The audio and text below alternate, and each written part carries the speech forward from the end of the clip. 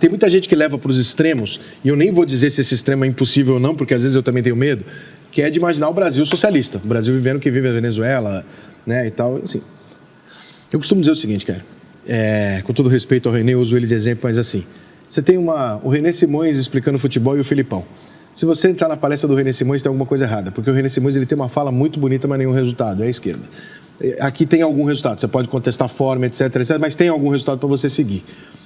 Se tudo isso aqui que a gente está vendo na América do Sul está dando errado, tem alguma coisa esquisita nas pessoas, né, terem esse viés. Por outro lado, as pessoas irem nessa direção, após terem dado uma resposta na urna, o Bolsonaro, sem a mídia que ele tem hoje, e com toda a classe artística e imprensa contrários, ele conseguiu se eleger em 2018. Passados esses anos, você tem uma grande manifestação nas urnas da direita vencendo, em quase todas as eleições, e você tem um presidente que não consegue vencer, pelo menos de cara. Minas Gerais é um grande exemplo de um absurdo, entre aspas, você entender que o Nicolas está lá, o Bruno Engler está lá, o Zema e o presidente não consegue, ou seja, o Bolsonaro sofre a maior rejeição entre os bolsonaristas.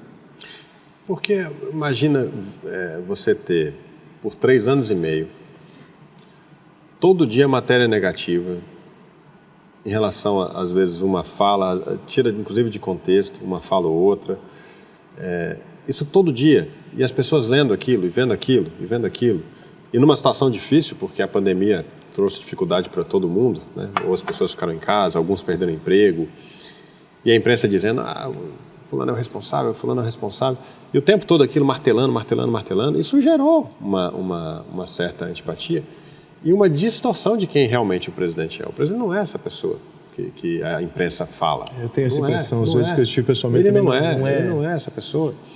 E está fazendo feitos incríveis para o país.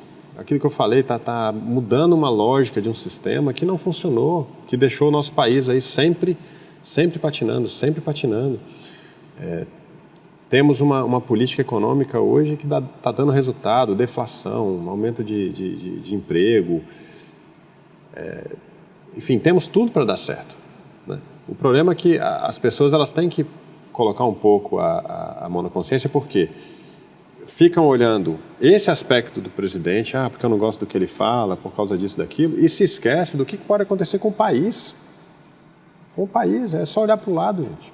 Não precisa ir muito longe, não. É aqui na fronteira. Os venezuelanos fugindo do Maduro, chegando desnutridos no país com a família. Você conversa com um venezuelano desse e fala assim, não, eu era médico, não, eu era engenheiro, eu tinha casa, eu tinha emprego. É a classe média. Eu entrevistei aqui venezuelanos aqui, eu fiquei... Nossa Senhora. É assustador. E as pessoas sempre acham o seguinte, não, isso nunca vai acontecer no Brasil, não sei o que e tal. Ele fala, a gente sempre acha que não, aqui não. Não, aqui não vai acontecer e tal. Mas aí você vê um candidato que não apresenta um plano de governo. Estranho. Que é estranho, você não sabe o que ele vai fazer no país. Que está se unindo com todo mundo. Aliás, ele respondeu pro Ratinho, né? O Ratinho perguntou, como é que você vai aumentar, não sei o que. Ele falou, aumentando! Mas como? Aumentando. Eu falei assim, mas o teu plano é esse? Porra, aí você chamou o emprego, mas não sei como. Aí é foda.